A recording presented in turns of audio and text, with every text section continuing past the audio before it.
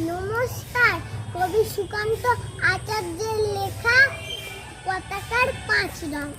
বলো তো দেখি পতাকায় মধ্যে কয়টি রং আছে?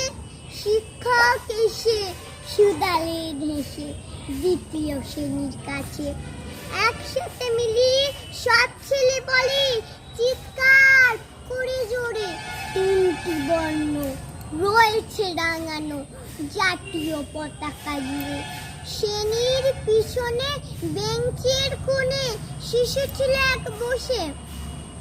পতাকার মাঝে 5 রং আছে, বলল সে মৃদু বাসে। কথাটা শুনে বাকি শিশুগণে হেসে খায় লুটোপুটি।